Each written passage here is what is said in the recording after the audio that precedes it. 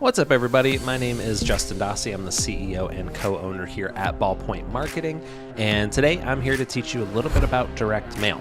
Now, I'm going to go over this as if you have never used direct mail, you've never tested it, you've never tried it, and I'm going to talk through a couple topics, including what is direct mail, postcards versus letters and how to use them, what optimal mailing frequency might be, best practices, how to place orders on REsimpli, and multiple other things that will probably come up that I haven't even written down yet.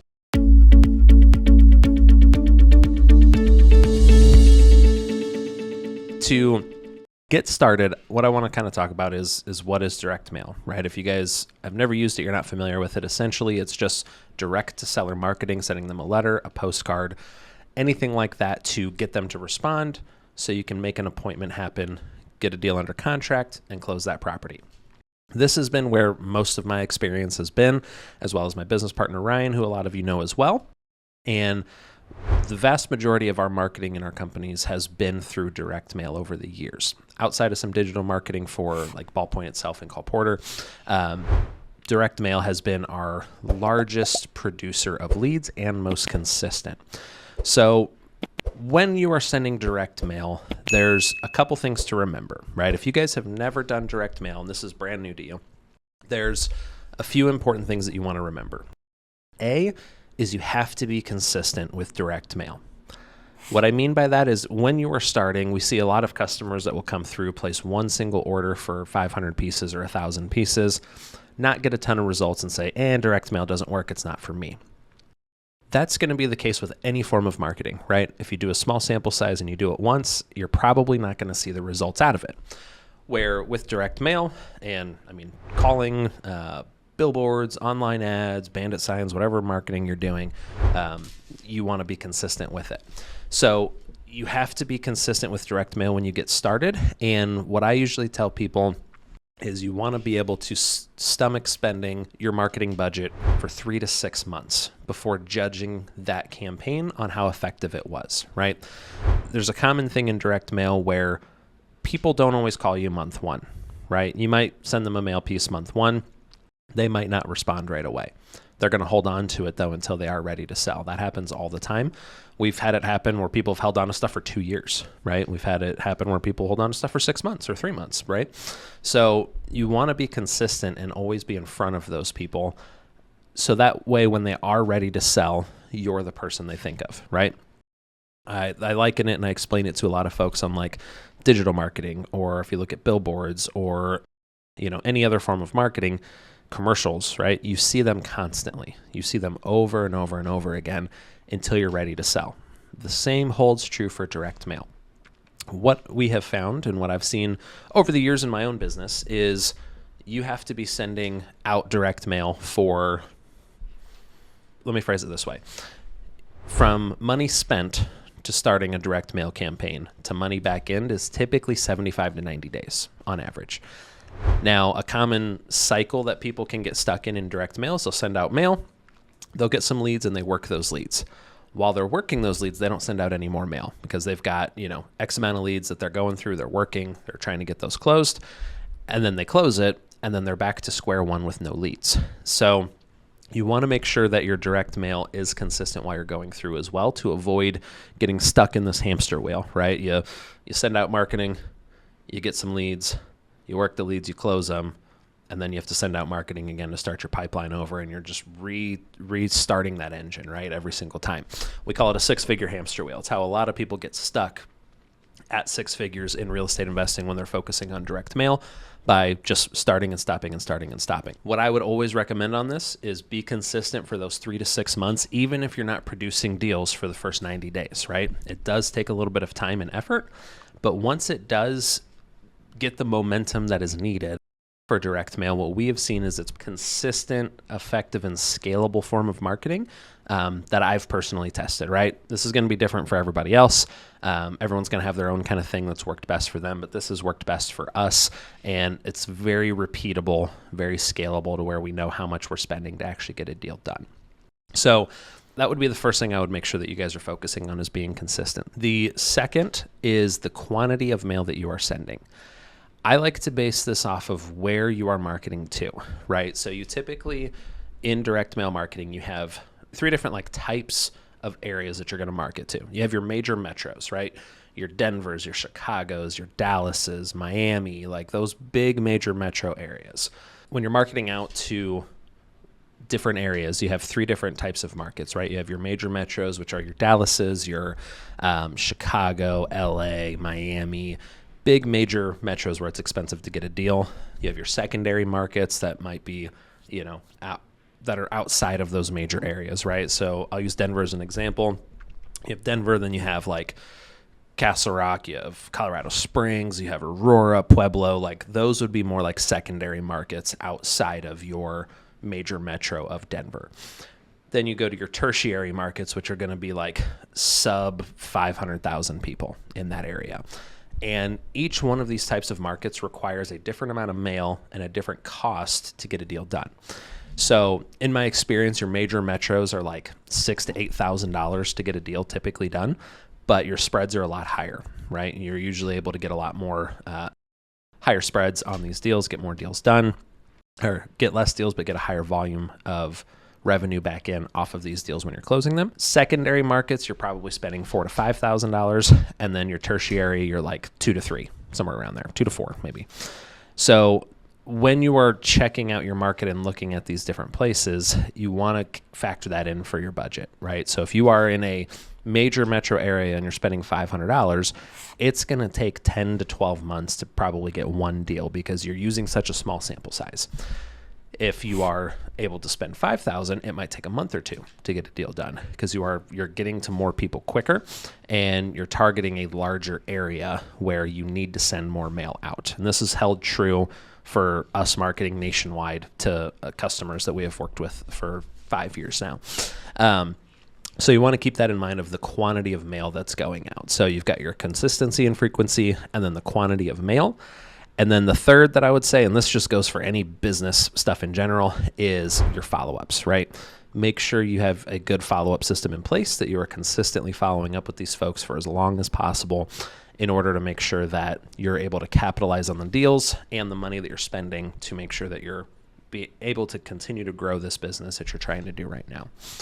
So that's a little bit about just kind of a quick intro to it and how to best use it. Now, at Ballpoint Marketing, as an example, and other companies offer this as well, we offer postcards, we offer letters, we offer greeting letters, professional letters, all kinds of different stuff. What we typically recommend is if you are sending less than, say, like 3,000 or 4,000 pieces of mail, you want to do something with first-class postage. So, for example, our letters that you can get through REsimpli have first-class stamps on them, just like you would use at a post office, where postcards are not. It's a pre-printed indicia. It's just a little box that says, postage prepaid kind of thing. And the reason why is if you're spending a little bit less, you want the highest response rates possible, right? So if I'm sending, $4,000 or less worth of marketing, I would recommend doing first-class postage, because that is going to get you the best bang for your buck, right? You're anywhere from 0.5% to 1.5% on your response rates there, which is going to help you get leads quicker and get more deals done. Now, as you kind of transition and grow, I typically recommend transitioning to postcards after a while because you can send out more, hit a larger target audience for less money, and the cost versus reward ends up starting to match up at that point. I think for us, we usually say if you're doing 5,000 to 7,000 pieces a month or so, it's a good time to kind of start throwing some postcards in there. And when we do this here at Ballpoint, we have sequences that run. So we have letter sequences and postcard sequences, and then a hybrid that does a little bit of both. So you are consistently hitting people every single month with a different letter, a different postcard, a different message, and a reason why somebody might want to sell. So that's kind of the difference between postcards and letters.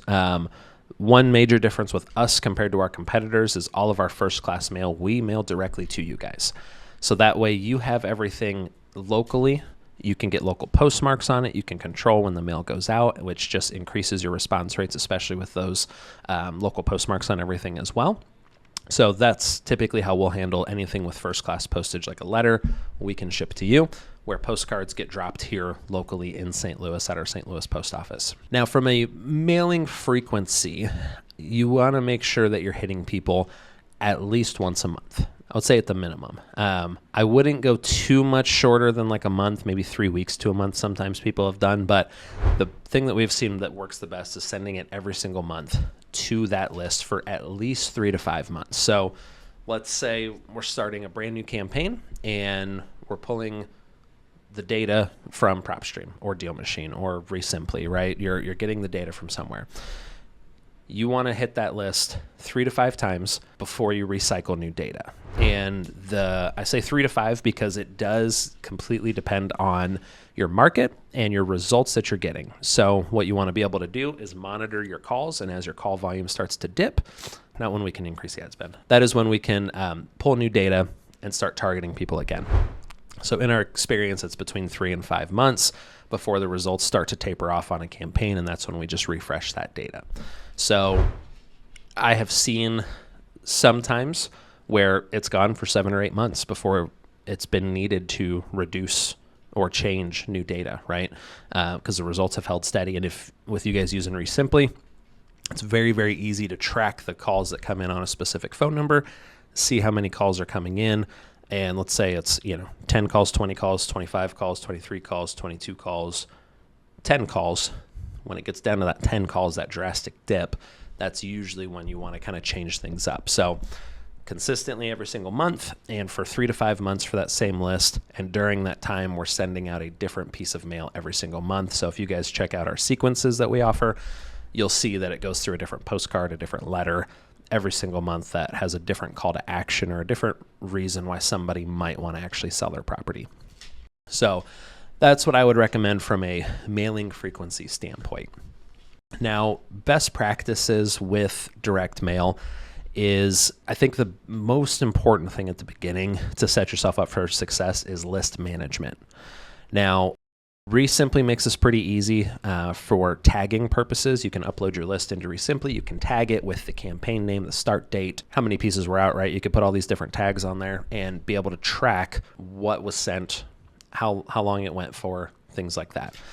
A common mistake I see a lot of people do is they'll send out a direct mail campaign and just set it and forget it, and they're not cleaning their list. They're not removing take me off the lists. So they're spending extra money on people that don't want to talk to them. They're resending mail to people that they already have appointments with. So you want to make sure you clean that list up every month and remove people from that mailing list so you're not continuously hitting the same people over and over, if that makes sense, that have already responded. I would also make sure that as you are, let's say you're setting up a second campaign in the future, you want to make sure that that second campaign, there's a way to tag and see who's already been mailed to, right? So if you send stuff out to somebody months 1 through 5, you want to try to give them a little bit of a break. So being able to make sure maybe you're hitting a different zip code or a different type of list, you want to kind of separate and give a little bit of a break there. And then in the future, you can bring them back together for a follow-up sequence.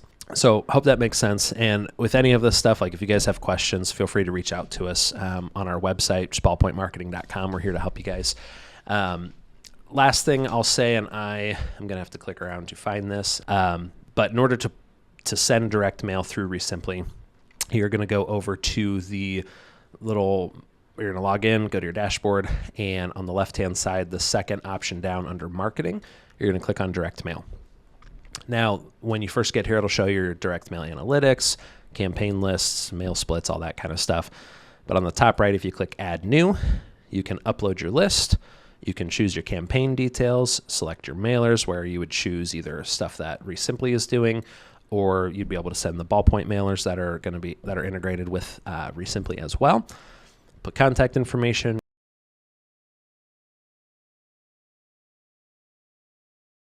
review, pay, and submit.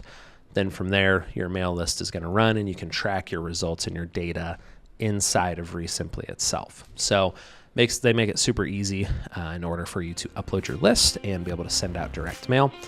And I think that is most of what I have for you guys from a 10 to 15 minute video on just getting started with direct mail. Just remember, when you are started, be patient, be consistent, try and send a higher volume if you can. I'll say the results will be very helpful long term because you can consistently scale this and repeat this. And hey, if you know my average cost per deal is $2,500, cool. If I want 10 deals, I need to spend 25 grand, right? If I want 3 deals, I need to spend 7,500. Makes it very easy and repeatable to do that kind of stuff. So hope that helps. Let me know if you guys have any questions at all. Like I said, reach out to us at ballpointmarketing.com if you have any direct questions around this. We do offer free strategy calls at any time with our potential clients and existing clients. So thank you so much for watching this, and hope this was helpful. Thanks.